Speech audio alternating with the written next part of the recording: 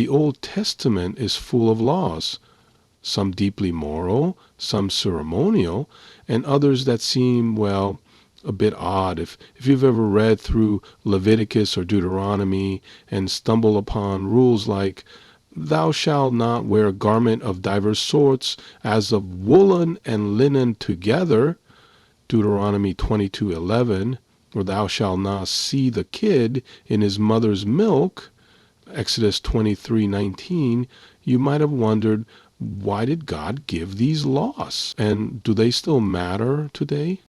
Let's explore some of the strangest sounding Old Testament laws and what they might actually mean. 1. No mixed fabrics, Leviticus 19:19, Deuteronomy 22:11. At first glance, this law seems completely arbitrary. Why would God care if someone wears a cotton polyester blend? Some theories include symbolism of purity. The Israelites were called to be distinct and set apart. Mixed fabrics might have symbolized an impure blending of different elements, much like Israel was not to mix with pagan nations. One other reason would be for practical reasons. Linen and wool have very different properties. Wool is warm and stretches, while linen is breathable and doesn't stretch much.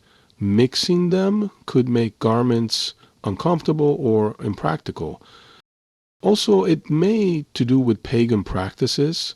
Some scholars suggest that pagan priests in ancient cultures wore mixed fabrics in their rituals, so this could have been a way to separate Israel from idolatrous customs.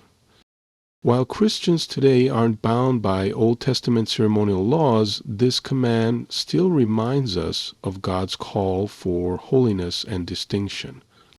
2. Don't boil a goat in its mother's milk, Exodus 23:19, Exodus 34:26, Deuteronomy 14:21. This law is repeated 3 times in the Old Testament, but why? Some possible explanations include: first, pagan rituals. Archaeological evidence suggests that Canaanites had fertility rituals where they boiled a young goat in its mother's milk, possibly as a magical practice to ensure agricultural prosperity. God's law may have been a way to separate Israel from such superstitions. Second, ethical considerations. The command may reflect an early form of animal welfare, preventing an unnatural and insensitive practice that disrespected the maternal bond. Third, dietary separation. Jewish dietary laws kashrut later expanded this into the broader prohibition of mixing meat and dairy, which Orthodox Jews still follow today.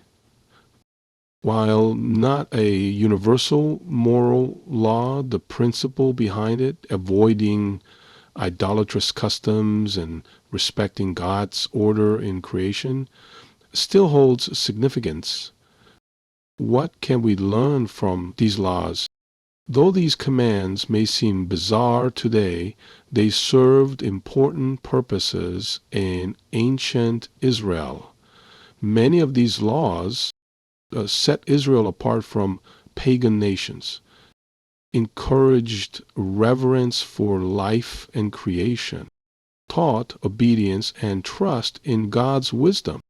As Christians, we recognize that Jesus fulfilled the law, Matthew 5:17, meaning we're no longer bound by these ceremonial commands. However, they still offer insight into God's character and his desire for his people to be distinct, pure, and holy.